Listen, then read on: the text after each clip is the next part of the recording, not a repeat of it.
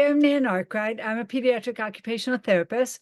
I work with kids who have some challenges with social skills, and I have written some books to try to help them, and for other kids also, of course, who are not quite sure how to navigate this challenging social, lots of challenging social circumstances. So the book that I'm going to talk about today is called Expect the Unexpected. This is because the reason I wrote this is because so many kids are surprised by things that other people might not think is that big of a deal, but to them it is. And it seems that these kinds of unexpected things happen to them throughout their day, and it kind of adds up over time. And it feels, I think, to them that they don't have a lot of control over their lives because things happen to them. And lots of times they don't realize that some of the things actually there are happening to them because they're not aware of something, they're not paying attention to something. Something that happens a lot is parents report to me that their child is walking along and bumps into something, walls in the house. Their minds are thinking about something else. They're paying attention to something else that is in their environment, but not what's directly in front of them. So then something that's unexpected. And so it can be upsetting for those kind of things to happen over and over again, day in and day out throughout every day. And so it can be hard to know what to do when kids slip in the mud, that gets water sprayed on them accidentally, they are get bumped into, or they get a lunch that wasn't what they were hoping to get, or somebody at school at recess time plays with someone different, but yesterday they played together, but today not, and they didn't know to expect that, or maybe the color that they wanted of a cup is not the color that was clean that day, or they didn't win a game and they were expecting to win the game and they weren't prepared. So it's just not being able to think about what to do in those types of situations that can be really hard and exhausting for kids. So I wrote this story about a chocolate chip starfish, or it's also called sea star, that I saw on the bottom of the ocean in the Galapagos. It's a beautiful fish, and it's aptly named chocolate chip sea star because it does look like chocolate chips on it. So I decided to make a story about Choco, the chocolate chip sea star. I'll share my screen to show you about the book. So it's called Expect the Unexpected. So Choco learns about emotional regulation.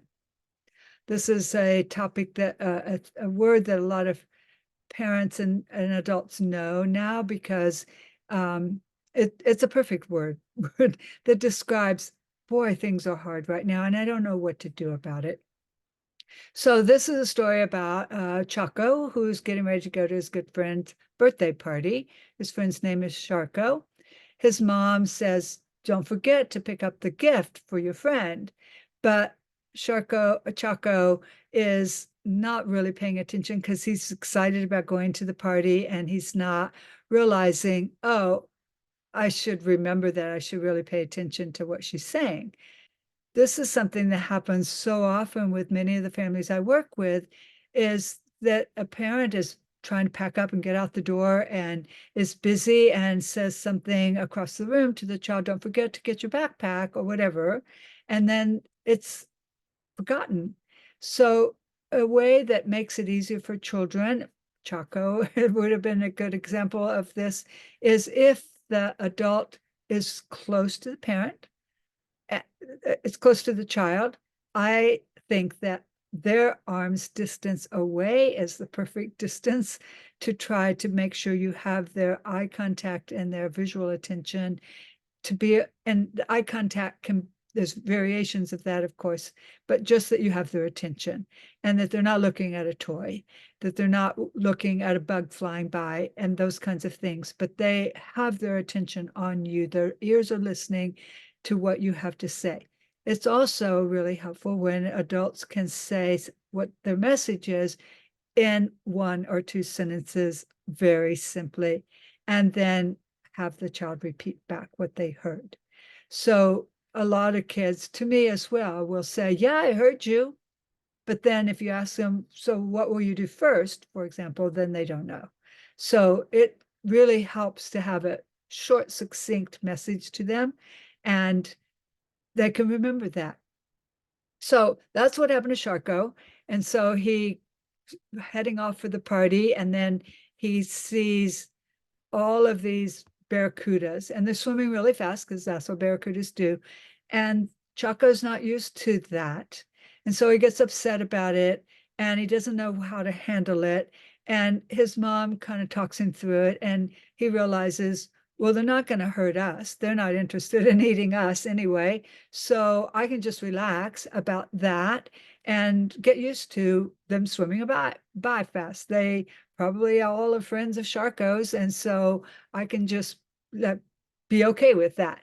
So he is. And so then until the next unexpected thing happens when he realizes, oh no, I forgot the gift. So he gets upset about that. And his mom suggests that they just take a break and go just burrow under the sand a little bit together and just have some quiet time. So the mom is trying to teach him some regulation skills here, trying to help him notice, like, okay, I see from your behavior, from your upset, that something didn't go the way you wanted. And so in your body, I can see and that it's time for a break. So let's go, let's pay attention to our body when we know it's time, when the messages in our bodies help us know, okay, I can get back in the game now. I'm feeling relaxed. I had somebody with me to help me through this, someone who soothed me, someone who understood that this is hard for me and took the time to be with me and help me through this difficult moment. The wave has passed. My feelings, my state from being dysregulated to regulated has occurred. There's a difference between being dysregulated. I feel now that I am regulated. I'm ready to go back. Maybe his mom has talked to him about what the feelings are inside of his body that help him know the difference between being ready to get back in the game and when it's still a good idea to just take a little more time. So he goes back to the party and everything is fine. He's having a great time. And then he gets cut, probably on some coral. And so he's upset about that. And this is also something that I often hear from kids is their ideas of they often ask me, is my arm broken or did my leg break or things like that because they don't understand how the world works, how their bodies work. And so they imagine a worst case scenario instead of the best case scenario, which is uh, there's always a solution to the problem and I can help you with it. And together we can take a look at it and assess, like, is this an emergency? We should get some help, or is this something that we can handle because we just need a Band-Aid or something for it? So his mom helps him know a little bit about how bodies work and reminds him of another time when he got hurt and he was okay, and that he exercises, he eats well, he's going to be able to, his body knows how to heal itself, and he could either go back and play or take some more time with her, just taking a break. But because of her support for him, her ability to soothe him in that moment, he was actually able to come up with his own idea, getting back into the game. But if it seems like it's not going to work out very well, they could just adapt the game and they could all play with four of their arms instead of all five. And that would just change up the game a little bit and make it more fun in a different kind of way. So all is fine again, but of course, another situation comes up. So the mom of Sharko calls all the fish to come and have their treats. And on the way, Choco sees all these beautiful sea, seahorses, and gets distracted by them and doesn't even notice that all the other fish have taken off and are going to get their treats. So then by the time he realizes, oh no, I'm here all on my own and everybody else has gotten all their treats. And when I get to the treats table, there's nothing left. And so he goes into the negative mode of, I never get to be first in line. Now all my food is gone that I like to eat. And there's only stuff there that's left that eels and stingrays eat. And there's only a few pieces of my favorites. And those other sea stars must have eaten all those. And so his mom, rather than kind of contra or try to say, oh, but remember, you were off with the seahorses. That's why that happened. She just lets him calm a little bit and tells him, yeah, nobody would like how that feels. You're right. And she tries to also say, like, today that happens. So one of the ideas of that I wanted to get across is that it's sometimes the word never, always, those words that are so uh, black and white are the ones that kids are most familiar with. But the gray zone of, well, maybe it wasn't an emergency, maybe it was that I needed to use one of these strategies that we're talking about in the book. It's hard for kids. So when something doesn't go the way that is expected, it can be the worst case scenario. But in reality, if kids understood that it doesn't have to be the best case scenario or the worst case scenario, it could be something in the middle. And that's where the mom can help him learn, maybe there's different ways. Maybe you could be flexible. Maybe we could think about it being just a little smaller. Today, that's what happened. Doesn't mean that it happens every day and that it always happens and will always happen forevermore. Today, you're right. That's what happened. There were no treats that you liked today. So he's still thinking about all those other sea stars that got the treats that he was hoping for. And he's like, how did they do that? And then he's able to figure out, oh, actually, it's because I stayed and watched the seahorses. His mom doesn't even have to tell him that. He can figure it out on his own, which is great. So then he makes a plan. Okay, so I need to pay attention to what's going on so that this doesn't happen again. So I will stick with my friends, think of a time when I can visit with the seahorses and admire them later. But if the plan is for us all to go, let's stick with the plan, the group plan to do that. So he gets to his food and he realizes, well, actually, there are a few things there that I like. So he takes the things he likes. He goes to the table where Choco is. But again, something unexpected happened because there's no room for him to sit because everybody else already got there. And of course, everyone wants to sit next to the birthday shark. And so there's no room for Choco at the table right next to Choco like he had hoped. So once again, he's not quite sure how to handle those big emotions. He doesn't know how to navigate that. Again, sort of that idea of all or nothing. If I can't sit next to him, then I don't know what to do about that because the only thing that I wanted was to sit next to him. And if I can't have what I want, now what? So he needs his mom again to help him kind of sort out. But as she soothes him and he calms, he begins to realize, oh, well, one of the other fish actually did tell him that there was room right across from Charco. He could sit there. And even though it's not next to him, it's still pretty good. He's at a birthday party. He's getting to sit near his good friend. He's getting the treats that he was hoping for. And it's looking pretty good, actually. So he's starting to realize, well, someone was kind of looking after me and being kind and offering that to me. So I can look for the good and the kindness around me and try to focus on that. So all is good again. And then it's time to sing the happy birthday song. And then it's time to get the party bags. So he is disappointed once again because he's hoping to get a certain color. And once again, he gets upset, and his mom, seeing the disappointment on his face, acknowledges to him so many unexpected things have happened today. It's been a lot of things different than what you wanted, and it's just hard. And he's thinking about all the things that happened to him.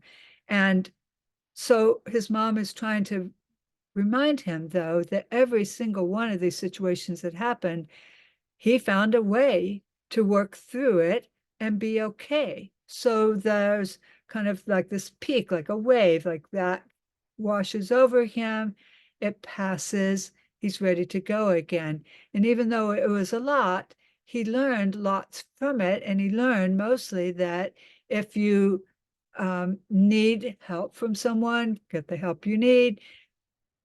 Always, in every single situation, he was able to get through it. He was able to pause, calm, get regulated, solve the problem, and find a way to still have fun in every single situation. So when it's time to say goodbye at the party, he gives a big hug to Choco, and he lets Choco know that he'll bring him his gift the next day. He's coming the next day to give him the gift, but on the way, he drops the gift. And when he gives it to Choco, he realizes, oh no, it broke. But now he's well equipped. He's learned from all these experiences. He feels like he knows what to do. He can solve the problem. He's did it all these other times yesterday. And so he kind of takes it all in stride and says, you know what? It's we can glue it back together, and we can still have fun playing together. Yeah, we can see that it has a crack in it, but we can still have fun, maybe in a little bit different way, maybe in a way that is not what we had in mind initially. But thanks for being a good friend, for accepting the mistake, and for being able to go with it. And so that's the end of the story. So I came up, of course, all of these situations, I'm wanting the reader to know type strategies to be able to get through these difficult moments. So just to list them for you, um, some of the strategies that kids can use and that adults can help children learn to use is getting used to something new foods. You can get used to doing that with practice. Getting used to a new school year, those kinds of things. Taking a break, getting support, finding someone who can soothe you in those moments. Um, being prepared to think flexibly. So everyone can be part of the group, finding a way to join in a group if there's something happening, and making a plan to avoid it happening again. And then noticing what the group plan is, like the birthday party, sitting around the circle. How can I fit into this plan, squeezing into a space, or finding a way to think a little bit differently, or to look for the good that is going on around you. Someone's trying to be helpful. And then finding there's more than one way to have fun. That's kind of what happened with the shark that got broken. And the idea that it can still be fun, it's just going to be a different kind of fun. And being flexible and thinking a little bit outside the box can be really helpful. And then just to be prepared, expect the unexpected, because it happens. So if the child in your life is struggling with these kinds of things, these are strategies I hope that will be helpful. And also, there are extra little resources that I've provided that go along with the book. And these are resources for the adults as well as for the kids to help reinforce the messages and to help kids build some resilience and be able to think, oh, it's unexpected, but I can handle this. So I hope you enjoyed the the book. I hope you'll enjoy the book. Hope you enjoyed the video with me, kind of going through the book to highlight the key messages that I think can be helpful. And I hope that you'll watch some of the other videos. Thank you.